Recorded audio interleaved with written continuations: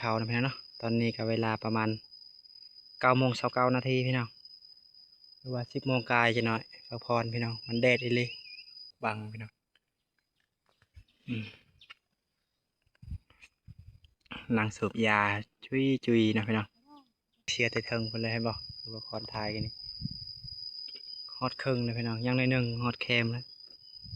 แล้วก็พักผ่อนกิน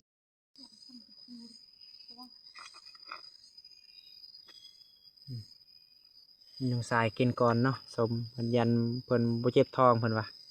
กินสมก่อนบ่เจ็บเนาะ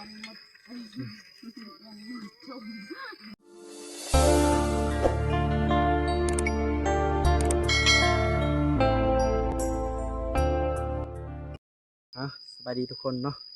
ว่าเอฟซีพังลาวและพังไทยต่างประเทศพี่น้องมาพบมาพอกับซองบาคอนสวรรค์ไซวัญญาอีกเลยพี่น้องเนาะ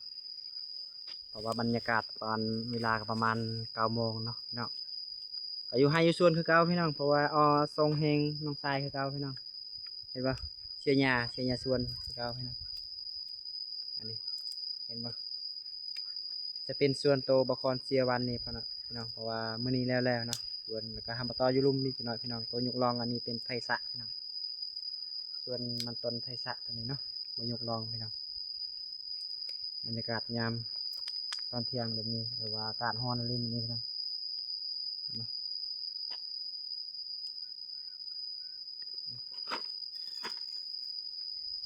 มันต้นงามเลยเพราะว่านาซาปลูกได้เดือนเก่าพี่น้องฝนตกลงมาจะน้อยให้งามพี่น้อง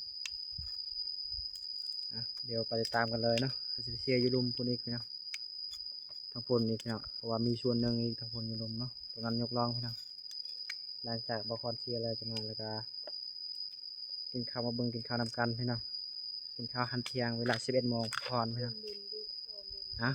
ไปติดตามกันเลยพี่น้องตอนนี้ก็ฮอตส่วนเลยพี่น้องฮอตส่วนยูรุมเลยพี่น้องเห็นบ่ส่วนตัวยกลองตัวนี้พี่น้องหลังจากบอคอนเชียร์ยูเทิงแล้วเนาะทำไปเชียร์ยูรุมนี่พี่น้องเพราะว่าแล้วยูเทิงพี่น้องอันนี้จะเป็นส่วนบอลยกลองพี่น้องมันต้นก็งามคือเก่าพี่น้องเห็นบ่เพราะว่าคนละบ้านกับนาสาวพี่น้องเพราะว่าบอคอนเชียร์มาส่งแหงเพิ่นเนาะตอนปลูกเพิ่นมาช่วยบอคอนแล้วก็หลังจากนั้นเอามาช่วยเพิ่นอีกเนาะคนหนึ่งช่วยคนหนึ่งเพราะว่าเป็นพี่น้องนะพี่น้องเอาแหงกันพี่น้องเห็นบ่ส่วนวันงามไปเลยพี่น้องอันนี้จะเป็นเห็นบ่มันต้นงามไปเลยพี่น้องเห็นบ่หญ้ากับบัวลายพี่น้องเพราะว่าเพิ่นยกลองเนาะพี่น้องเพราะว่ามันแดดตลอดบ่ได้ฝนตกมันแดดตลอดนะครับไปติดตามกันเลยพี่น้องกำลังตานะเขาน้องสาวกำลังมาทางหลังเพิ่นเลยนะ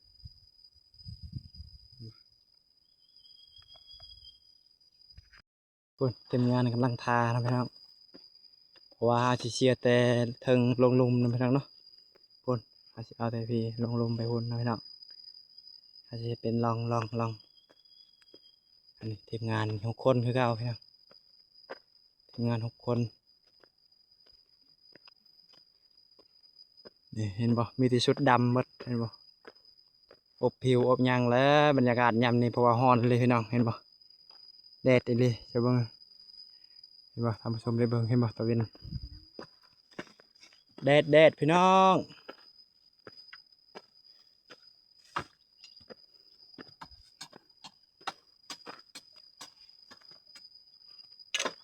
นี่อาจจะเชียร์แต่ไปถึงนี่เนาะลงลุมไปพุ่นครับความยาวประมาณ80เนาะ80 เมตรประมาณนั้นบ่ฮอด100พี่น้องตอนนี้เราไปตามกันเลยนะพี่น้องมาเชียร์ยาวมานี่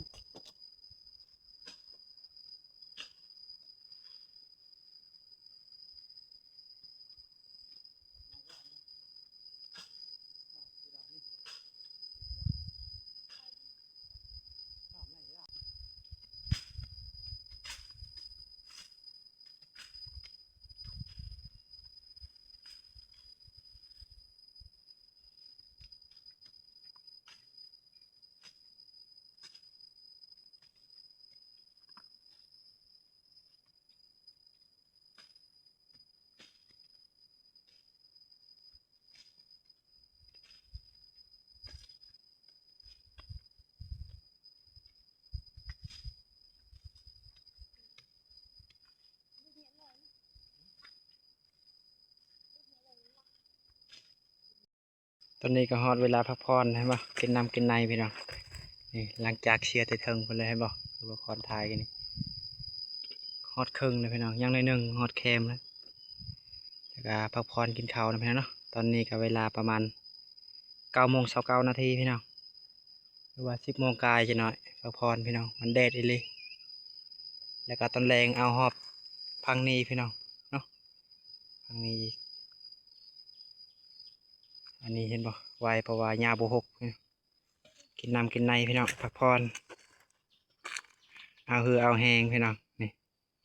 มีกาดไผ่ก็เมื่อยหมดนี่เห็นบ่น้องชายนี่มาว่าบ่ยิ้มเลยเมื่อย เสียหญ้าเอ้ยเมื่อยเลยบุญน้องสาวเมื่อยเลยนี่น้องสาวเนาะอันนี้น้องชายนี่เมื่อยสูบยาพอ ได้บันชวน เมื่อยบ่เออเนาะฮ้อนเลยพี่น้องอันนี้พักผ่อนบอนโฮมเห็นบ่มีโกโกบกบังพี่น้องอืมนางสูบยาจุยนะพี่น้องสบายดีอีกครั้งนะพี่น้องเนาะรอบสองพี่น้องตอนนี้ก็เวลาพักเที่ยงแล้วพี่น้องพักอยู่ห้วยพี่น้องพักอยู่ห้วยเห็นบ่ห้วยน้ำบ่อพี่น้องเห็นบ่น้ำไหลพี่น้องเห็นบ่น้ำไหลบรรยากาศตอนเที่ยงหลังจากเชียร์ยามันแล้วนะพี่น้องนี่อาหารก็มีหยังกินเมนูพี่น้องเห็ดหน่อไม้พี่น้องเห็ดหน่อไม้อยู่สวนกันนี่นะนี่เห็นบ่น้ำสะอาดเลยพี่น้องนี่ทีมงานนะทีมงานน้องสายกินส้มมะม่วงก่อนพี่น้องนี่อาหารก็มีหยังแกงหน่อไม้พี่น้องกำลังเสร็จแกงหน่อไม้ต้มน้ำทากินแบบธรรมชาติพี่น้องเอ้ยเห็นบ่อยู่ป่าอยู่ดงวันนี้ไปพักอยู่เฮือนมื้อนี้พักอยู่เข้มห้วยเพราะว่ามันไกลเนาะเมื่อบ้านมันไกลโพดเนาะมีพักอยู่เข้มห้วยก็สนุกเลยเนาะอยู่แบบสนุกสนานเลยว่าเรียบง่ายเนาะมันต่างกับคนในเมืองพี่น้องเนาะ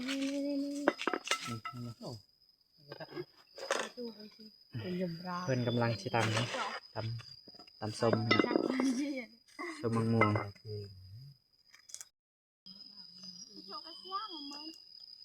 จุละปลาประเดกกระเทียอันนี้เพิ่นกำลังพาหน่อไม้เห็นบ่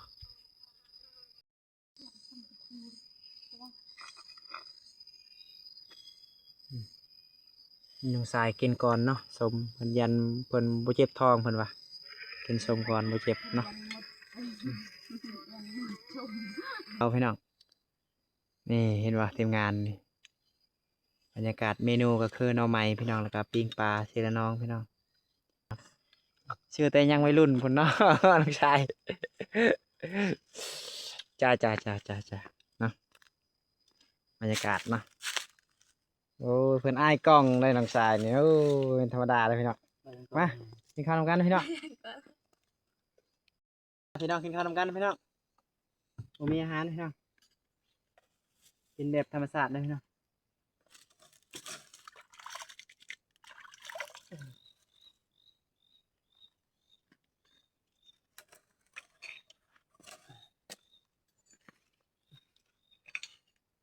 มากินข้าวนำกันพี่น้อง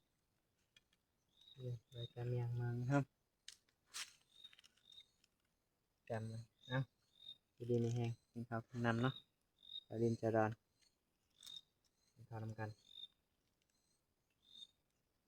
เด้อเรียกต้องมา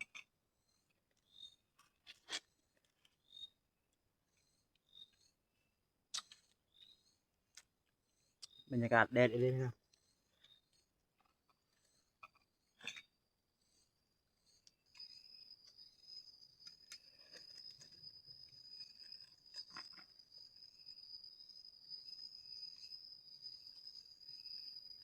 บนอย่านางครับ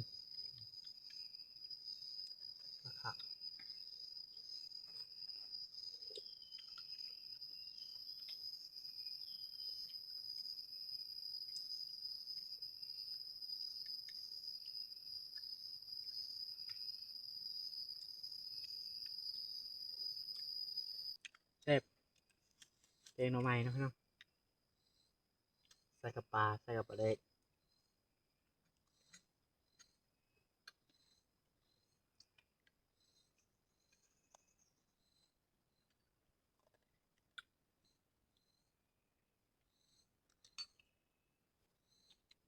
ปลาชีละน้องพี่น้องปลาชีละน้อง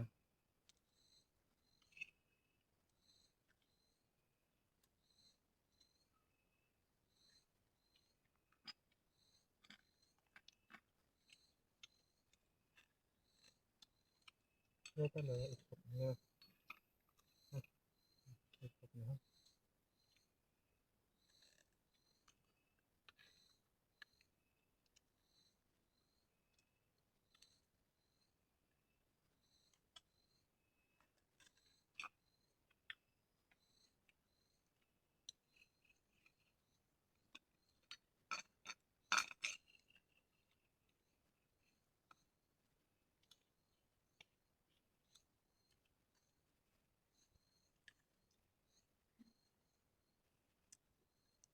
เปรี้ยวยอดผักจ้ะ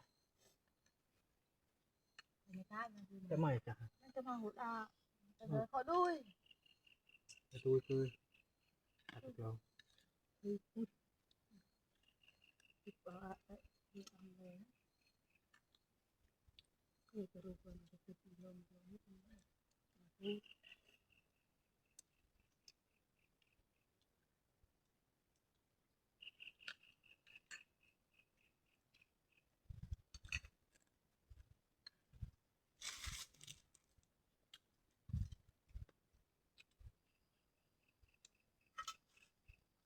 น่ารักมีตา ทำเองนะ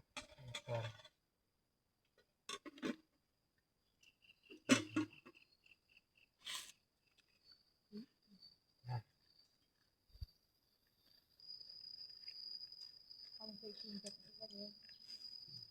คืออะไรที่จะได้หลังเรื่องกินแบบเดี๋ยวหลังเนี่ยเดี๋ยวหลังลงก็เยอะมีเยอะก็เป็นพูดจะพูดเอ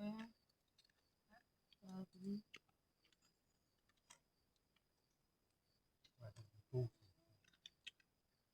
เต้นเดี๋ยวไปก็ให้เลยพี่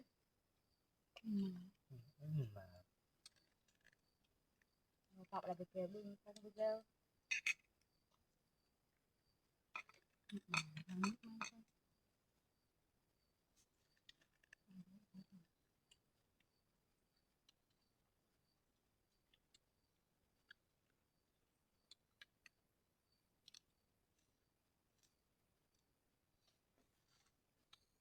เอ็มเอ็มเอ็มเดี๋ยวจานน้ำกัน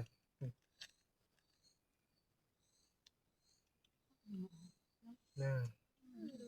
บอก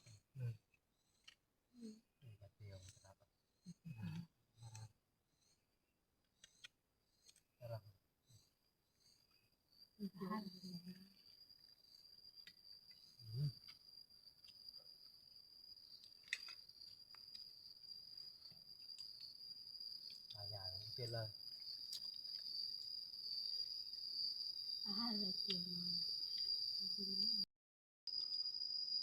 ถือว่าบางคนปิดคลิปสำนีแล้วเนาะเบิ่งแล้วอย่าลืมกดไลค์กดแชร์พี่น้องเพื่อเป็นกำลังใจให้คลิปต่อไปพี่น้องบ๊ายบายพี่น้อง